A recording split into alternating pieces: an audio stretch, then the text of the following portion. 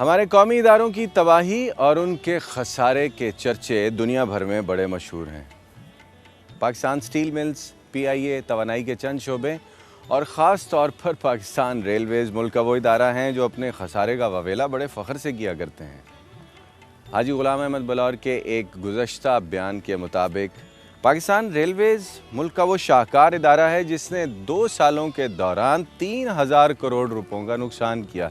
यानी पाकिस्तानी कौम ने 730 दिनों में 30 लाख रुपया फ़ी घंटा के हिसाब से मुल्क में ट्रेन चलाने का तावान भरा है।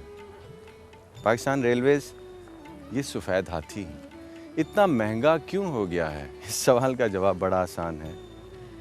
इस इदारे में करप्शन एक वबा की तरह फूटी जिसे रोकने वाला मसीहा आज तक सामने नहीं आया। बदइंतज़ामी और कमज़ोर ढांचे ने पाकिस्तानी ट्रेन को आज तक अपने पैरों पर खड़ा ही नहीं होने दिया।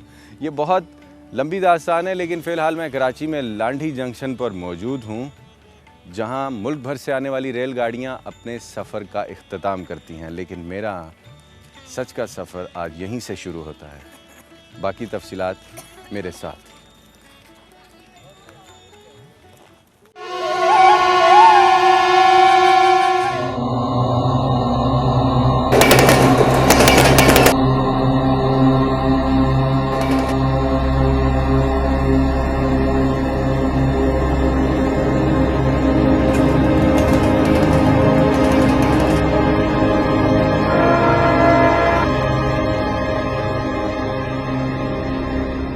दो करोड़ पाकिस्तानी आबादी का शहर कराची, जहां हर रोज तकरीबन 21,000 लोग बजरिया रेल सफर करते हैं। आजकल यहां 30 से जायद मालगाड़ियों और मुसाफिर ट्रेनों की यौमिया आमदोरफ्त हो रही है।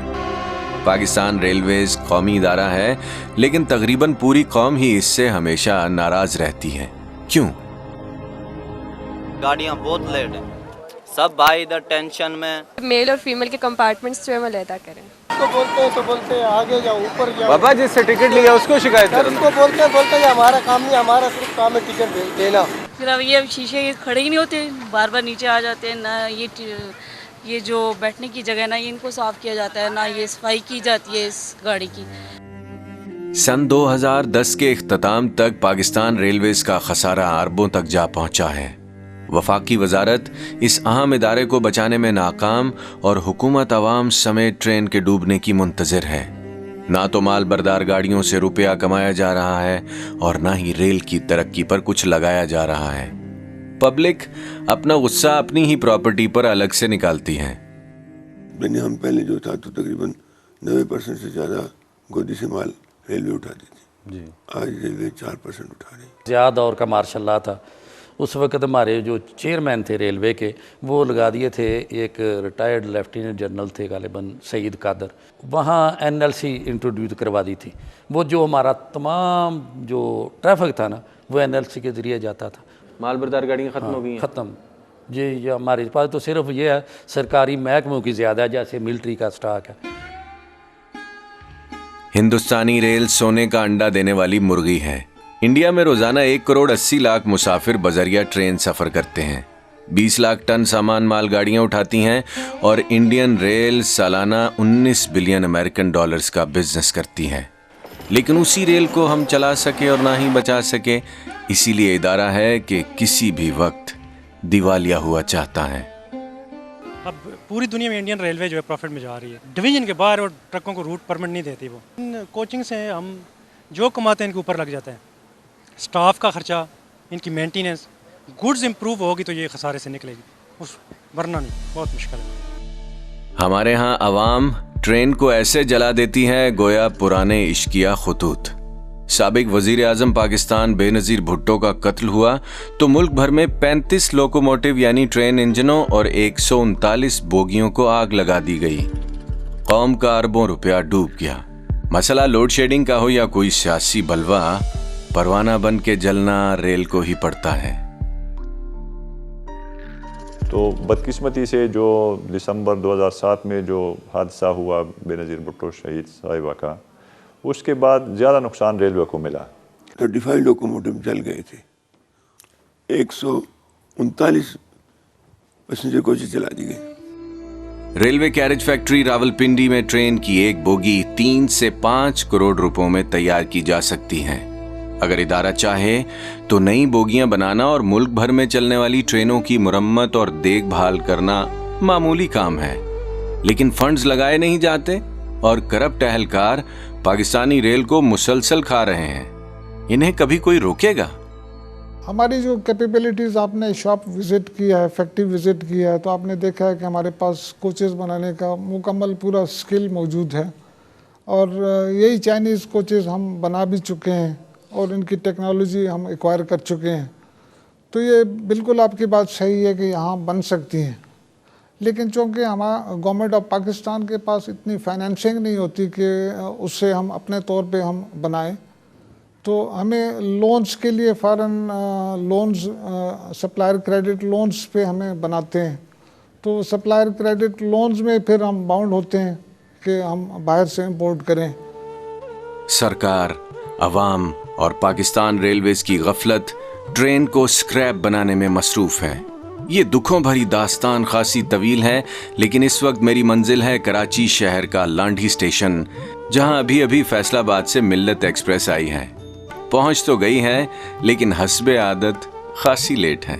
3 साल के अंदर आज तक गाड़ी टाइम पे नहीं पहुंच रही है और गाड़ियों का जो हशर वाक़ है, ये एक्चुअली ये जो आपके सामने कराकोरम खड़ी है ओरिजिनल तो है नहीं, ये इन्होंने बोगियाँ लगा दी हैं। इसमें बिलौर साहब ने ये कहा है कि 500 अगर मुझे आप इंजन दे दें तो मैं गाड़ियाँ वक्त पर चलाऊँगा। तो 500 इंजन वो कहाँ लगाएंगे? क्या टांगे के साथ लगाएंगे? किस सिलसिले की बात करें, हर चीज़ अनकम्प्लीट है। कोई भी अपनी ड्यूटी का जिम्मेदारी का मुजाहरा नहीं कर रहा। आते हैं अपनी फॉर्मेलिटी पूरी करके घर चले जाते हैं और कोई वीआईपी मोमेंट हो उसके लिए हर चीज़ तैयार हो जाएगी। गरीब आदमी के लिए, मिडिल क्लास के लिए कोई इनके पास नहीं है। लांढी स्टेशन तक सफ़र करके आने वाले मुसाफिर पाकिस्तान रेलवेज की नाक़िस कारकर्दगी और अवामी इदारे की तबाही पर सिर्फ बोल और कुड़ सकते हैं। फ़िलहाल मुझे जानना है कि खैबर से कराची पहुंचने वाली ट्रेनों की आजकल हालत ज़ार क्या है और बोगियों के अंदर मुसाफिर क्या कह रहे हैं। रेलवे हुकाम का ताउन कैसा रहा आपके साथ सफ़र के दौरान? वो जाते हुए जब हमने कंप्लेन की थी कि लाइट्स नहीं है, तो उन्होंने कहा था कि हमारी ज़िंदगी में लाइट नहीं है, आपको तो डब्बे में लाइट नहीं है। आते हुए जब कंप्लेन की तो उन्होंने कहा कि ये हमारा मसला नहीं है, प्लान ही ख़राब है। रुक कैसे सफ़र कर रही है? ना हमें बर्फ़ मिली है ना कुछ। इतनी तंगी में, इतनी सर्दी थी और ट्रेन इतनी लेट है। बर्फ़ के पैसे दिए थे आपने? हाँ जी, हमने टिकट के पूरे पैसे दिए। तो फिर बर्फ़ क्यों नहीं मिली आपको? ना लाइट, ना लाइट, कुछ भी नहीं, ना पानी।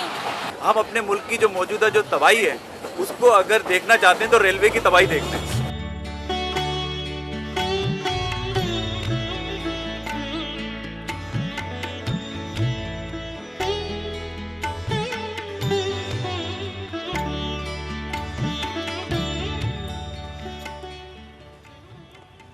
अपने मुकर्रर वक्त से 8 घंटे लेट कराची पहुंचने वाली मिल्लत एक्सप्रेस पर लांढी जंक्शन से कैंट स्टेशन तक सच का सफ़र जारी है। पैसेंजर कोच के अंदर ख़वातीन और मुसाफिरों को जो दौरान सफ़र मुश्किलात पेश आई वो आपने भी सुनी और मैंने भी सुनी है। अगर गौर से ईमानदारी के साथ देखा जाए तो बड़ी छोटी छोटी सी बातें, अगर कोई रेलवे का बड़ा अफसर, कोई मुखलिस अफसर इनको ठीक करना चाहे तो पल भर की बात है, लेकिन साहब अगर कोई मुखलिस ही ना हो, कोई इन प्रॉब्लम्स को ठीक ही ना करना चाहे, फिर तो सदियाँ भी कम हैं। मैंने पाकिस्तान रेलवेज़ पर इससे पहले भी एक प्रोग्राम किया है और मेरी फाइंडिंग्स ये हैं कि इदारे के अंदर चंद काली भेड़ें ऐसी मौजूद हैं जिनका इन्फ्लुएंस बहुत स्ट्रॉन्ग है और यही काली भेड़ें इस इदारे को तबाह बर्बाद कर रही हैं। अगर सदर पाकिस्तान, वज़ीर आज़म और उनके चाहने वाले पाकिस्तान रेलवेज़ को नज़र करम से देखेंगे तो यकीनन इस कौमी इदारे की साख बच जाएगी और मुल्क में ट्रेनें चंद साल और चलती रहेंगी। लेकिन अगर ऐसा ना हो सके, जनाब हॉर्न की आवाज़ आ चुकी है, सीटी मैं सुन चुका हूँ, इसलिए मुझे भागना है ट्रेन के अंदर, लेकिन आपसे मिलूंगा ब्रेक के बाद उसी बोगी में। सी यू।